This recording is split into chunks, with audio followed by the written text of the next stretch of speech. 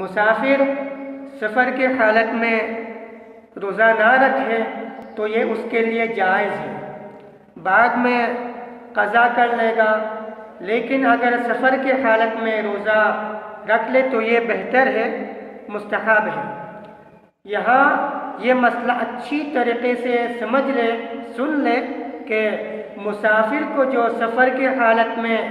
روزہ نہ رکھنا جائز ہے، اس کے لیے اجازت ہے۔ یہ اس وقت ہے کہ اگر سحری کا جو ٹائم ہے، سحری کا وقت ہے، تو سحری کے ٹائم میں آدمی مسافر رہے،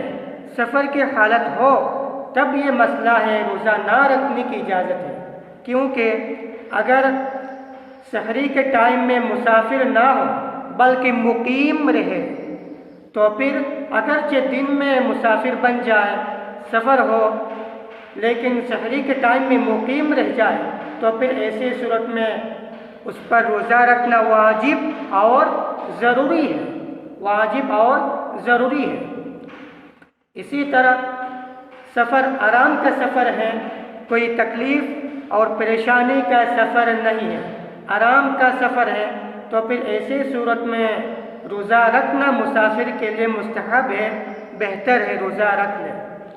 کیونکہ رمضان المبارک کی جو برکتیں ہیں، جو رحمتیں ہیں، وہ آپ ساری زندگی روزہ رکھ لیں تو وہ رحمتیں، وہ برکتیں اور روزے کی جو لذت ہے، مزہ ہے، وہ آپ کو کہاں سے حاصل ہو جائے۔ لہٰذا بہتر ہے کہ آرام کا سفر تو روزہ رکھ لیں۔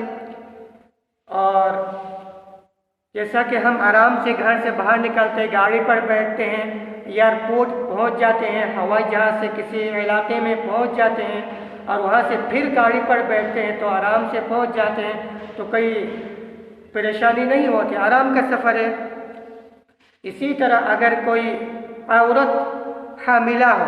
یعنی ایسی عورت ہو جس کے پیٹ میں بچہ ہے، تو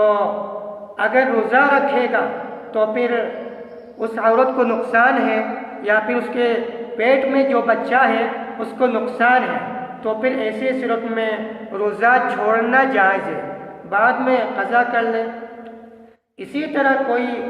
عورت کی گود میں بچہ ہے، وہ بچہ دودھ پیتا ہے، تو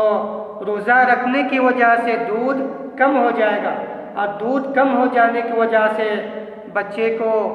خطرہ ہے، بچے کی جان کو خطرہ ہے، یا پھر ماں کی جان کو خطرہ ہے، یا پھر دودھ پلانے کی وجہ سے بیماری بڑھ جانے کا اندیشہ ہے، تو پھر روزہ ایسی صورت میں وہ عورت روزہ چھوڑ سکتی ہے، بعد میں بھی قضا کر لے۔ اسی طرح اگر کوئی بیمار بڑھ جانے کا اندیشہ ہو روزہ رکھنے کی صورت میں، تو پھر روزہ نہ رکھے بلکہ بعد میں